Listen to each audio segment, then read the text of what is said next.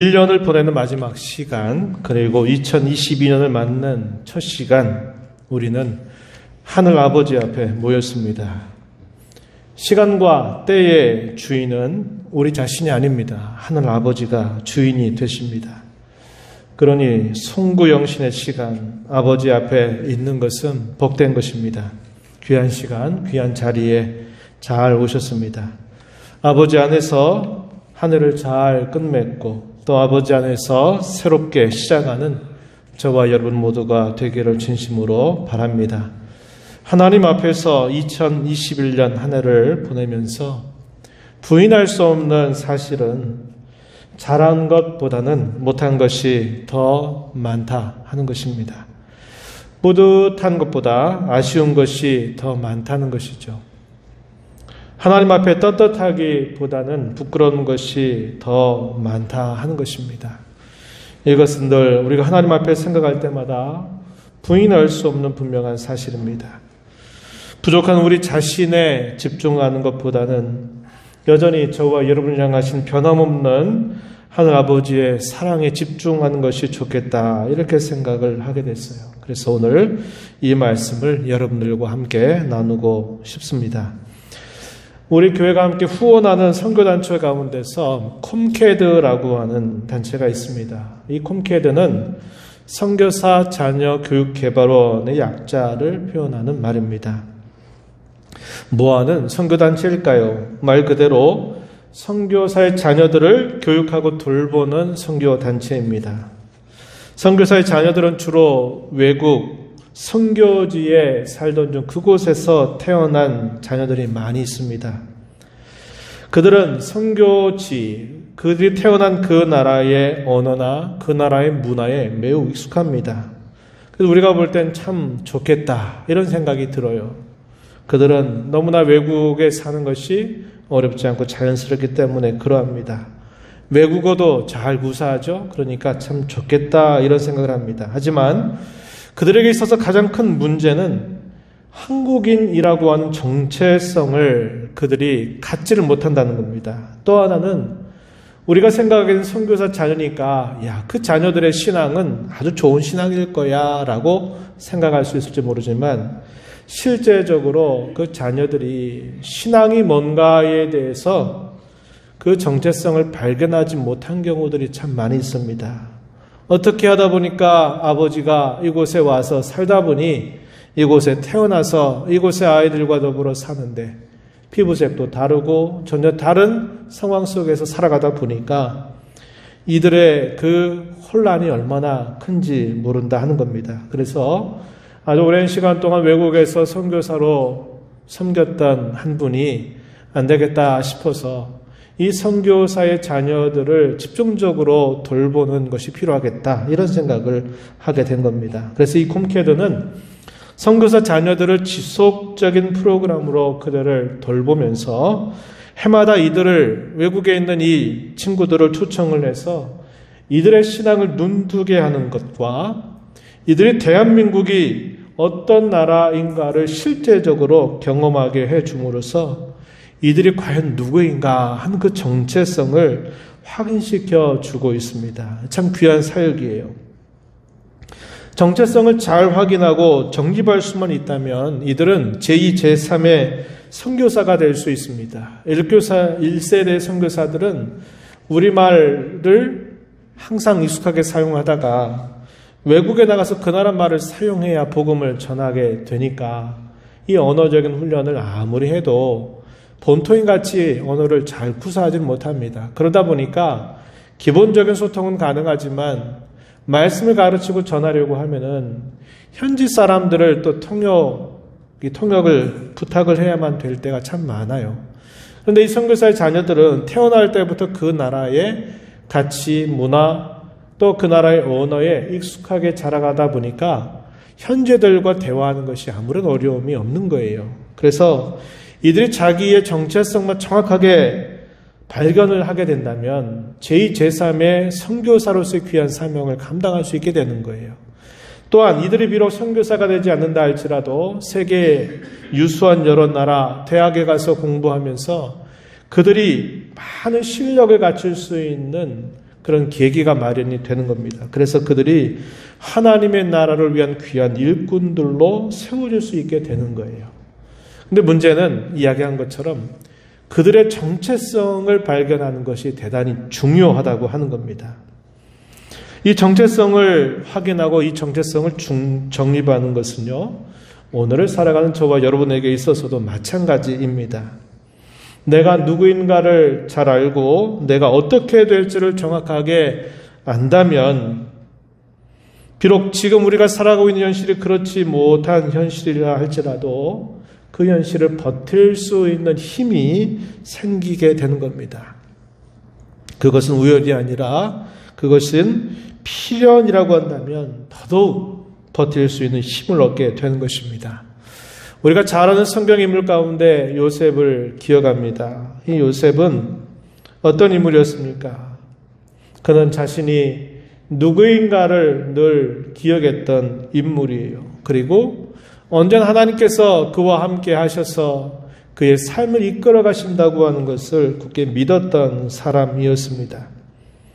그래서 그가 감당할 수 없는 어린 나이에 많은 시련과 어려움을 당하는 중에서도 언제나 그는 하나님을 붙들고 하나님과 함께하는 삶을 살면서 그에게는 늘 하나님이 형통케 하시는 은혜를 맛보게 되었다고 하는 겁니다.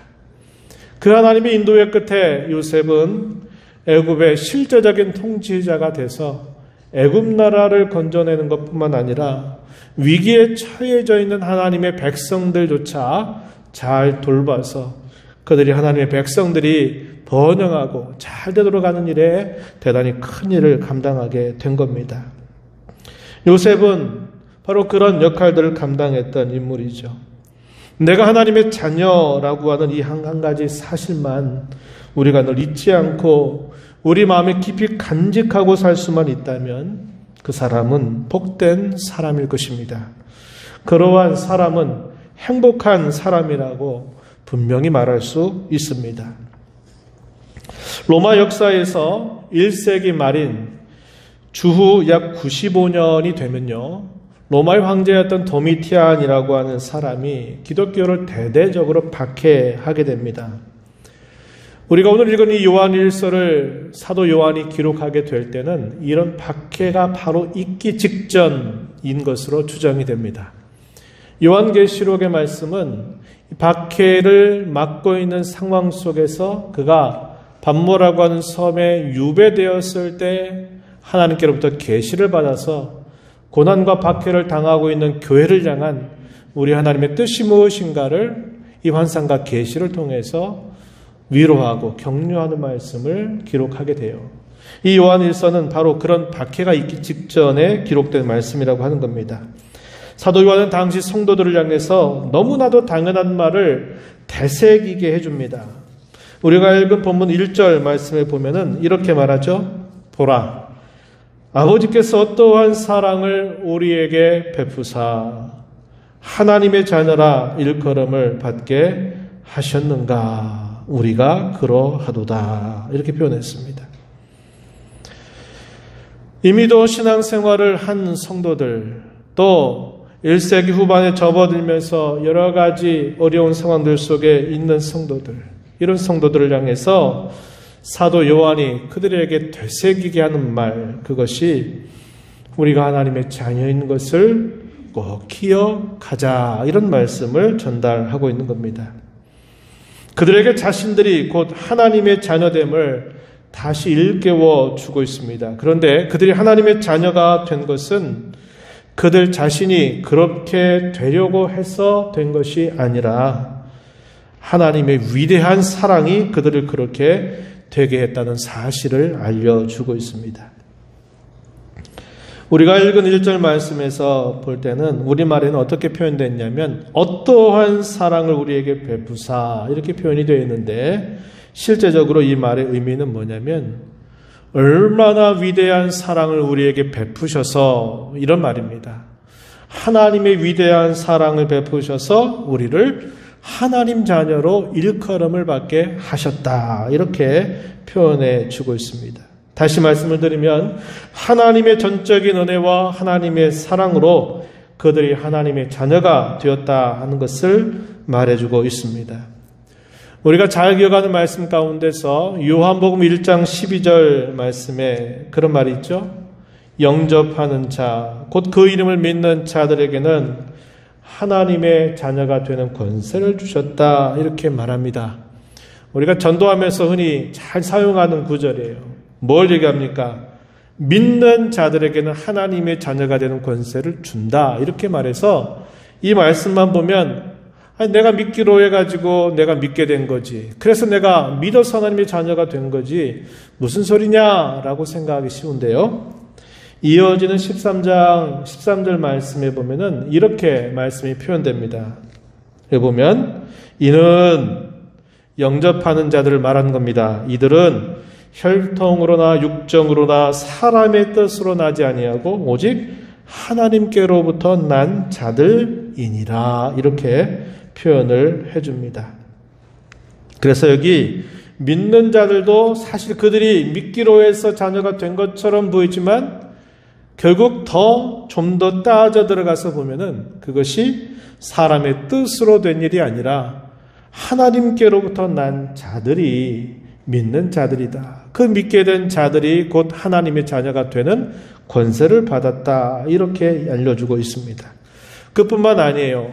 바울 사도는 창세기에 등장하는 우리가 너무나 잘 알고 있는 쌍둥이 형제 에서와 야곱의 생애를 해석을 해주면서 그들의 삶이 왜 이렇게 다른 삶을 살게 됐는가 그 근본적인 이유에 대해서 설명할 때 바울 사도는 이것은 하나님의 택하심의 은혜로 이렇게 된 것이다 라고 설명을 해주고 있습니다. 로마서 9장 11절 그리고 16절 말씀에 보면은 그들의 삶에 대한 해석을 이렇게 풀어주고 있어요. 로마서 9장 11절 이 성경 구절 잘 보이시나요? 거기를 좀 보시면 됩니다. 이렇게 말해요. 그 자식들이 에서와 야곱을 말합니다. 아직 나지도 아니하고 무슨 선인 악을 행하지 아니한 때에 택하심을 따라 되는 하나님의 뜻이 행위로 말미암지 않고 오직 부르시는 이 하나님으로 말미암아 서게 하려 하셨다. 태어나기도 전에 그리고 선을 행하거나 악을 행하기도 전에 하나님의 택하심을 따라 되는 하나님의 뜻 이것이 사람의 행위로가 아니라 부르시는 하나님으로 말미암아 서게 하려 하셨다 이렇게 설명해 줍니다. 또 16절 가서 보면 이렇게 말해요. 그런즉 원하는 자로 말미암음도 아니요 다른 박질하는 자로 말미암음도 아니요 오직 긍휼히 여기시는 하나님으로 말미암음이니라 이렇게 설명합니다.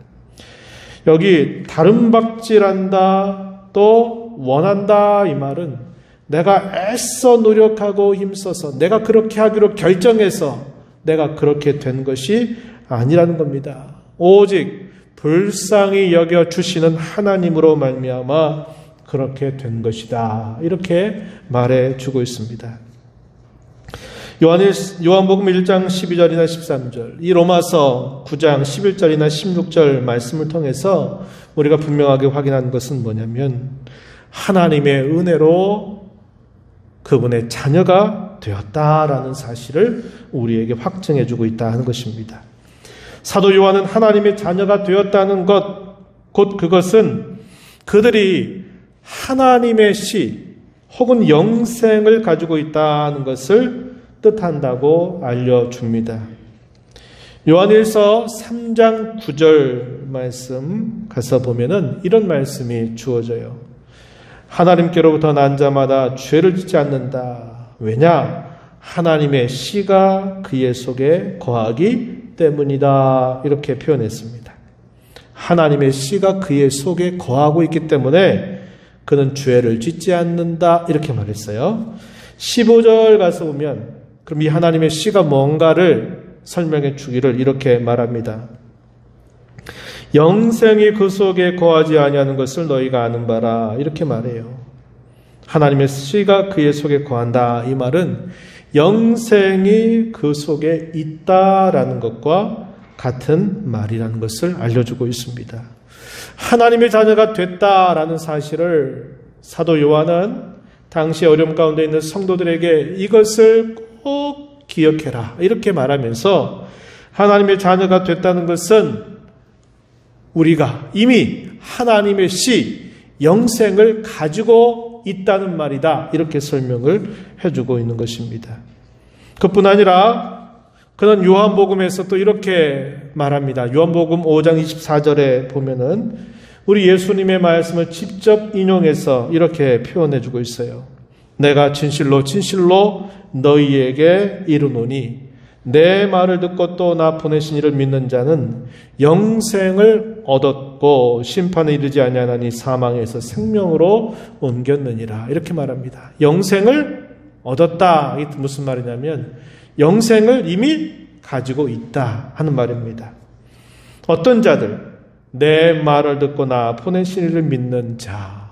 그들은 영생을 앞으로 얻게 된다가 아니라 영생을 가지고 있다, 소유하고 있다 이렇게 말해주고 있는 겁니다. 그래서 우리가 하나님의 자녀가 된다 이 말은요, 우리가 이미 그 하나님의 씨를 가지고 있다는 말이고 영생을 이미 소유하고 있다는 말이 되는 겁니다. 그런데 이러한 사실들은 세상이 알 리가 없죠.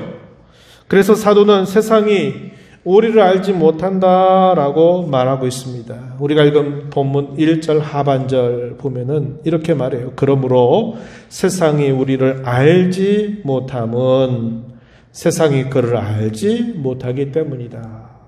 세상이 그리스도를 알지 못하는 것처럼 세상이 하나님의 자녀가 된 우리를 알 수 없다, 알지 못한다라고 이렇게 이야기하고 있는 겁니다.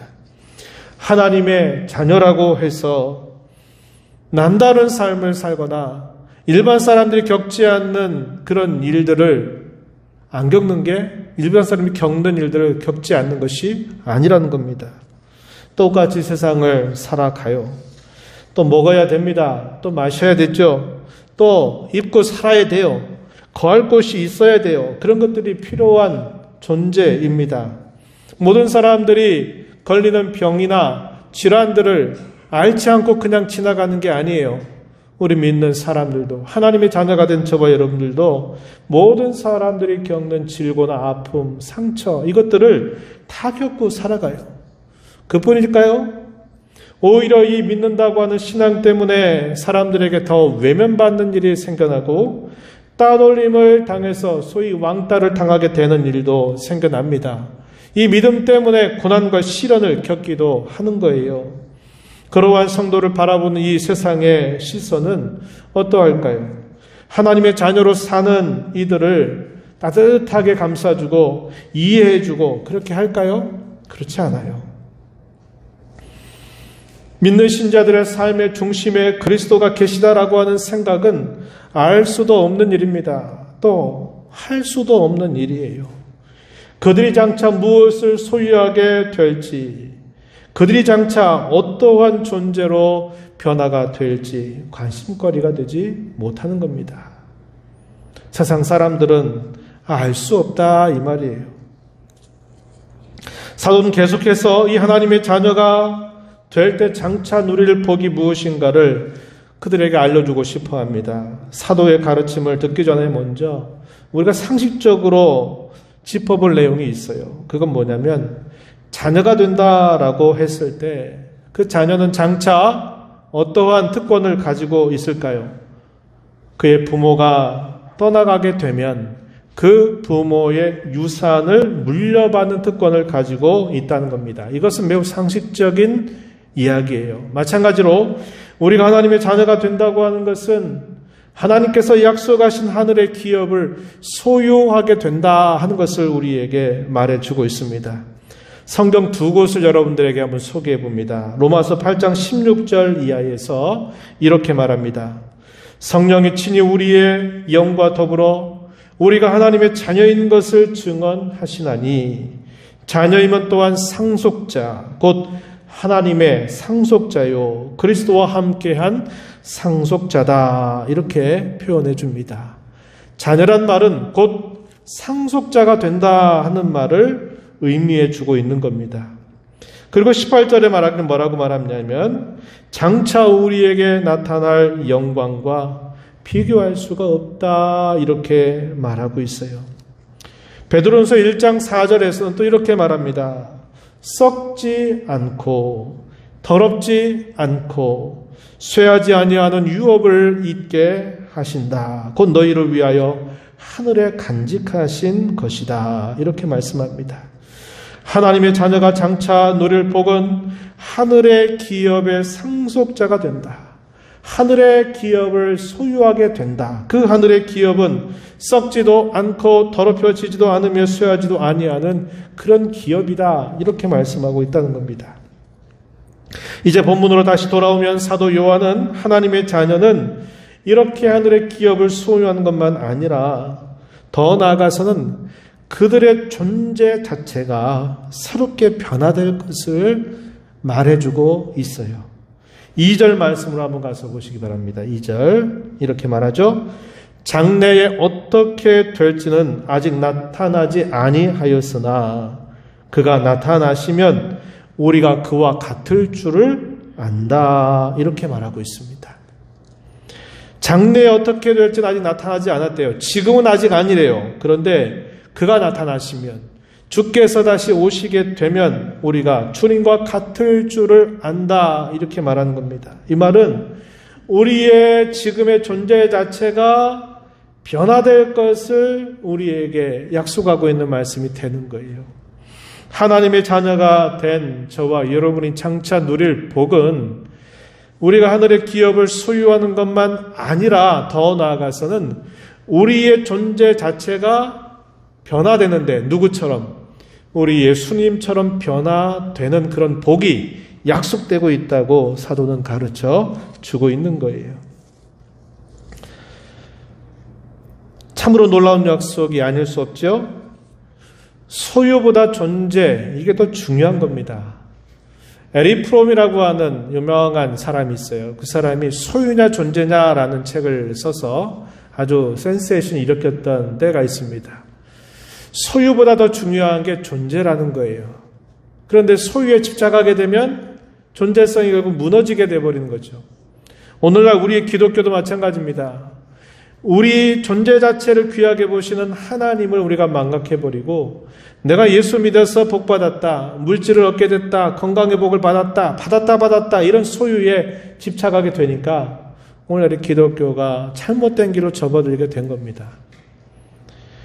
소유보다 더 중요한 건 존재라고 하는 거예요. 소유의 변화보다 더 중요한 것이 곧 존재의 변화라는 겁니다. 이에 대해 좀 더 명확하게 알려주는 성경 말씀 몇 곳을 여러분들에게 소개해 봅니다. 로마서 8장 29절 이하에 보면은 우리가 기억하는 말씀입니다. 이렇게 말합니다. 하나님이 미리 하신 자들을 또한 그 아들의 형상을 본받게 하기 위하여 미리 정하셨다. 이렇게 말합니다. 그 아들의 형상. 누굴 말할까요? 예수 그리스도의 형상.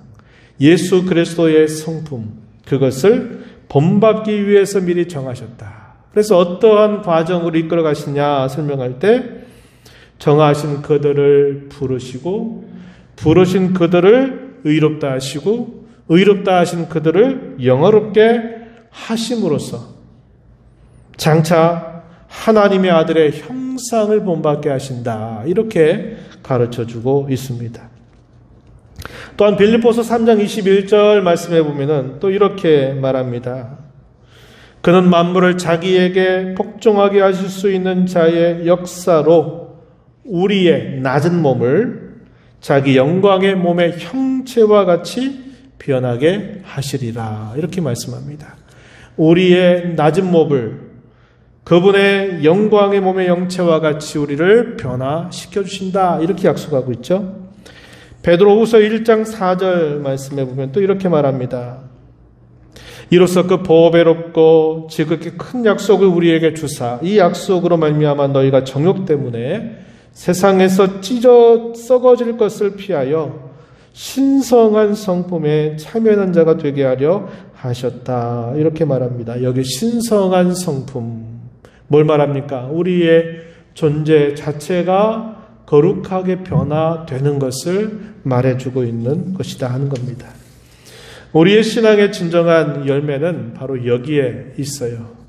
늘 기회가 될 때마다 나누지만 어떤 일의 결과, 그거보다 더 중요한 것이 그 일이 지나가고 난 다음에 내가 어떠한 성품으로 내가 변화되는가 하는 것이 더 중요하고, 이것이 신앙의 참 열매라고 성경 우리에게 가르쳐 주고 있다고 하는 겁니다. 이와 같이 하나님의 자녀로서 장차 누리게 될 복, 또 장차 누리게 될 영광을 오늘 우리가 읽은 본문 3절에서는 뭐라고 표현하냐면 주를 향한 소망이라고 이렇게 표현해주고 있습니다. 3절을 한번 보세요. 주를 향하여 이 소망을 가진 자마다, 이렇게 표현했습니다. 이 소망이라고 하는 것이 하나님의 자녀로서 장차 누리게 될 복을 얘기해주고 있어요. 두 가지 얘기했죠. 하늘의 기업을 상속받는다 하는 것, 그리고 우리의 존재 자체가 새롭게 변환돼서 예수 그리스도와 같이 우리의 몸이 변화되리라고 하는 약속입니다. 이것을 두고 주를 향한 소망이다. 3절 말씀은 그렇게 소개를 해주고 있다는 겁니다. 이제 오늘 이러한 말씀들을 생각하면서 이제 2022년 새해가 밝은 이 시간에 이 말씀 몇 가지를 좀 적용을 해보려고 합니다. 내가 살아온 한 해, 여러분들이 각자가 살아온 한 해를 만약에 신앙의 점수로 매겨본다면 여러분들 한 몇 점을 줄 수 있겠다고 생각하시나요? 주께서 한 해를 살아온 여러분의 삶을 보시고 뭐라고 말씀하실까요? 연약하고 부족하고 허물이 많고 끊임없이 배역했던 우리는 스스로 하나님의 자녀됨을 상실할 때가 한두 번이 아니었습니다. 하나님의 자녀됨이 만약 조건으로 주어진 것이라고 하면 과연 누가 하나님의 자녀가 될 수 있겠습니까? 우리 중 어느 누구도 하나님의 자녀가 될 수 없어요. 자녀로 일컬음을 받았어도 이미 탈락한 지 오래됐을 겁니다. 우리는 2021년을 살고 지금 이 자리에 함께 있습니다. 공경 가운데에도 그 위험과 위기를 지나 여기까지 있는 것입니다. 지난 한 해에 대한 평가 또 생각은 우리 각자 모두가 서로 차이가 있을 것입니다. 제가 질문을 하나 던져봅니다. 지금까지 살아온 2021년에서 하나님의 은혜를 뺀다면 여러분은 어떻게 되었겠습니까? 어떻게 됐을 것 같아요? 그래도 이만큼 해서 여기까지 온 거잖아요. 이렇게 우리가 말하고 싶은데, 그렇게 지나왔던 한 해 동안 하나님의 은혜를 싹 뺐다고 한번 생각해 보세요. 우리 이 자리에 있었을까요? 지금 여기까지 이렇게 올 수 있었을까요? 절대로 그럴 수 없었다고 하는 겁니다. 우리가 살아온 2021년은 우리 실력으로 살아온 게 아님을 결코 잊어서는 안 돼요. 하나님의 은혜가 보잘것없는 우리의 삶에 덧붙여지면 우리의 삶은 정말 가치 있게 변하게 되지만, 반대로 우리의 삶 속에서 아무리 날고 튀고 아무리 잘했다 그래도 하나님의 은혜를 거기서 싹 마이너스 해보세요. 빼버린다 그러면 우리의 삶은 아무것도 아닌 겁니다. 이걸 우리가 늘 기억해야 된다는 거예요. 하나님께서 저와 여러분을 보실 때 어떻게 보실까요? 주님이 우리의 죄악을 감찰하신다면 누가 주님 앞에 설 수가 있을까요? 단언하건대 아무도 없습니다. 그런데 참으로 놀랍고 감사한 것은 하나님께서 우리를 보실 때 하나님은 그냥 우리를 보시는 게 아니라 우리의 중보자이신 그리스도를 통해서 우리를 보신다고 하는 사실입니다. 이게 놀라운 것입니다. 내가 내 삶을 보고 내가 살아온 삶을 봐도 참 보잘것없기 그지없다. 난 이거밖에 안 되는구나. 내가 내 자신을 볼 때 이렇게 실망할 수밖에 없다면, 하물며 우리 주님이 우리를 보신다면 이로 말할 수 있을까요? 그럴 수 없다는 거예요. 그런데 놀라운 것은, 참 감사한 것은 뭐냐면, 하나님께서 우리를 보실 때 그냥 우리를 이렇게 보시는 게 아니라 항상 보실 때 누구를 통해서 보냐면 우리의 중보자이신 예수 그리스도를 통해서 우리를 보신다고 하는 점이에요. 우리 하늘 아버지는 지금 여기에 있는 우리 각자 모두를 여전히 하나님의 자녀로 보고 계십니다. 그것은 그리스도를 우리를 위해 싹김없이 내어주신 하나님의 위대한 사랑, 하나님의 무조건적인 사랑 때문이에요. 우리의 가치는 우리 스스로가 가지는 가치가 결코 아닙니다. 우리의 가치는 하나님께서 주신 사랑의 가치와 똑같아요. 하나님 우리를 사랑하시는 것만큼 우리는 그만큼 가치 있는 존재가 된 것입니다. 하나님의 위대한 사랑이 오늘도 여전히 저와 여러분을 그분의 자녀로 서 있게 해주고 있다는 것을 우리는 잊지 말아야 한다는 겁니다. 사도 요한은 당시 성도들에게 이것을 깨우쳐 주기를 원하고 있는 거예요. 이 사실을 그 가슴에 깨닫고 이 사실에 대한 것을 그가 알고 있다면 그에게 장차 어떤 시련이 오고 어떤 환난이 닥치고 어떤 위협이 그를 향해서 닥쳐와도 그는 능히 그것을 이겨낼 수 있게 될 것이기 때문에 사도는 당시의 성도들에게 여러분들이 하나님의 자녀가 된 것을 꼭 기억하십시오. 그런데 그것이 여러분의 실력으로 된 게 아니라 하나님께서 여러분들을 위대한 사랑으로 여러분들을 사랑하시기 때문에 여러분들이 그렇게 된 것을 기억하십시오. 이렇게 말하면서 이 소망을 가지고 살아가라고 촉구하고 있다 하는 것입니다. 그런 하나님의 위대한 사랑이 보잘것없고 가치없는 우리를 그와 같이 가치 있게 만들어 주셨다면 우리가 가져야 할 소원과 우리가 가져야 할 바람은 무엇이어야 할까요? 저는 이것을 2022년 새 버킷리스트로 제안하고 싶어요. 버킷리스트 들어보셨죠? 영화로 이게 제작이 돼서 많은 감동을 주었다고 합니다. 저는 실제로 보지 못했어요. 그 내용은 이런 내용이라고 하네요. 자기가 살 날이 얼마 남지 않았어요. 시한부 판정을 받았습니다. 그래서 이 두 사람이 그 남은 시간을 어떻게 살까 생각하면서 죽기 전에 하고 싶은 일을 꼭 해봐야 되겠다 계획을 세고 그 일을 실천하는 과정에서 많은 것들을 깨닫게 되는 그런 이야기를 담아냈다고 합니다.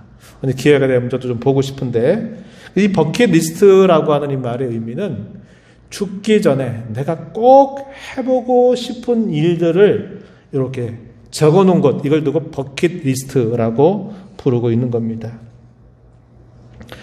어떤 사람에게 내가 살 날이 얼마 남지 않았다라고 이렇게 정해지면 그 사람이 남은 하루하루의 삶은 어떤 삶이어야 될까요? 언제 어떻게 될지 모르고 내 삶은 언제나 늘 내게 주어지고 있고 내게 언제나 펼쳐지고 있다고 생각하는 사람이 하루하루 한 시간 한 시간 사는 것과 똑같은 삶을 살지 않게 돼요. 제가 한 두어 주 정도 전에 우리 선배 목사님 중에 한 분이 암으로 투병을 하다가 이분이 대체의학의 이런 치료를 받고서 기분도 좋고 잘 될 줄 알고 이렇게 해서 강릉 쪽에서 이렇게 생활을 하면서 그 치료를 잘 받아서 중앙병원에 이제 검사를 갈 때 기분이 굉장히 좋으셨어요. 그래가지고 아마 좋은 결과가 있을 것이다 이렇게 기대를 가지고 검사를 했는데 검사한 지 일주일이 딱 되면 검사 결과가 나오잖아요. 그래서 제가 전화를 드렸어요. 목사님 어때요? 결과가 어떠신가요? 물었더니 이 목사님이 너무 힘이 빠져 있는 겁니다. 직감했어요. 아, 결과가 좋지 않구나. 그러면서 전화를 받지 않으시더군요. 그러고 난 다음에 나중에 시간이 지나서 카톡으로 문자를 저한테 보냈어요. 그 내용이 뭐냐면 김지구 목사, 내가 좋은 소식이었으면 받았을 텐데 내가 너무 받은 소식이 절망적이어서 내가 전화를 받을 수 없었다고 말하면서 오래 살지 못하니까 삶을 정리하는 게 좋겠다 이런 판정을 받았다는 겁니다. 그래서 그렇게 하고 나니까 그분의 삶에 대한 애착, 죽기 있어서라기보다는 할 일이 많고 아직 하고 싶은 일들이 많은데 자기가 이렇게 얼마 살지 못한다고 하는 이런 판정을 받게 되니까 얼마나 낙심이 되는지 모르는 거죠. 하루하루의 시간들이 결코 그냥 헛되이 보낼 수 있는 시간들이 안 되는 것입니다. 마지막이 있다고 하는 사실, 마지막일 수 있다는 생각을 갖지 않으면요, 우리의 삶은 너무나 가벼워질지 몰라요.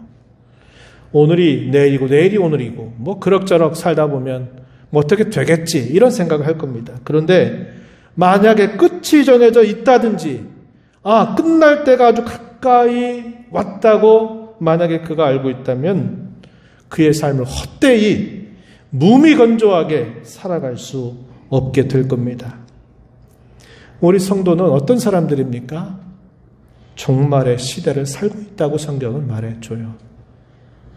2021년도를 살면서 어떤 분들은 전혀 예기치 못하게 이 땅의 삶을 떠나간 분들이 있어요.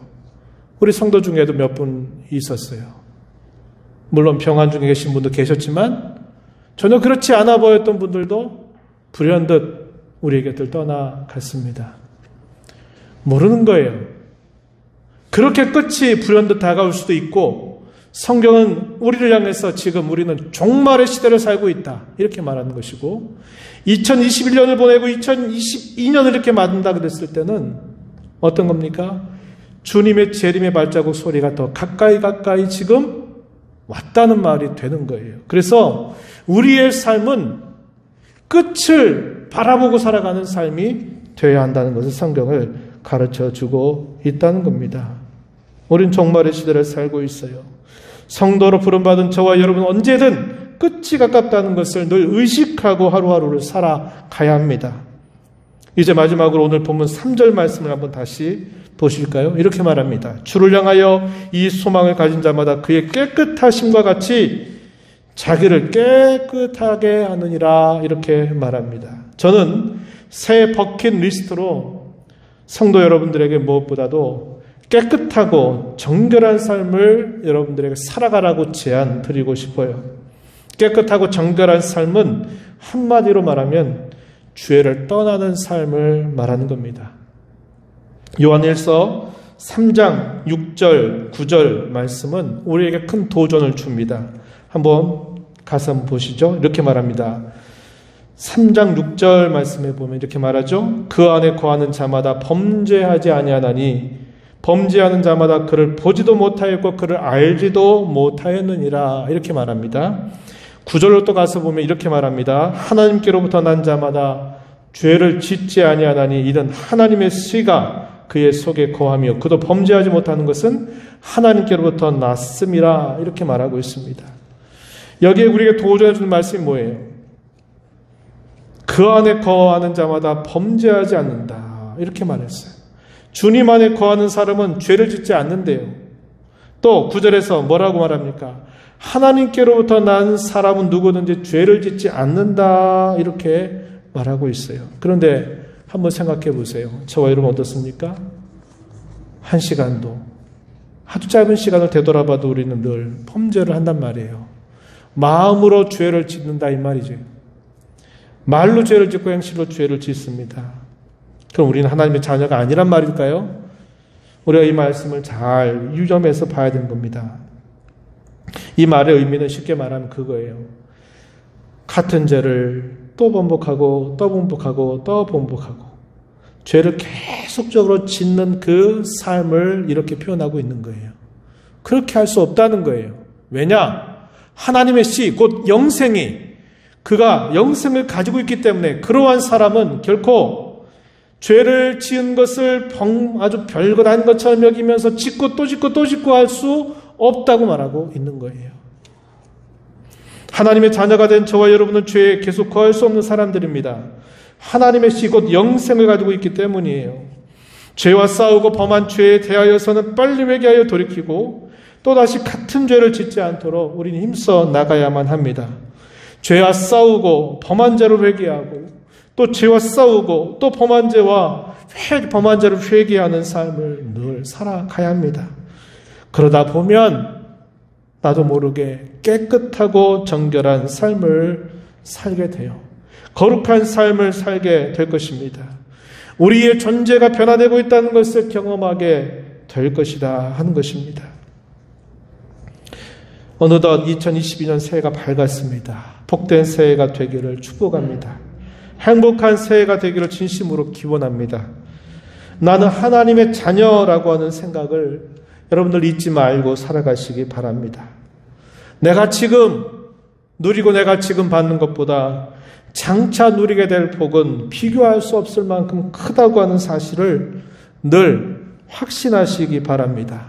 그리고 의연하게 담대하게 이 세상을 살아가시기를 바랍니다. 그러기 위해서 오늘 마지막 제가 버킷리스트로 여러분들에게 제안한 것처럼 깨끗하고 청결한 삶을 살아가는 일에 힘써 나가는 우리 모두가 되기를 진심으로 바랍니다.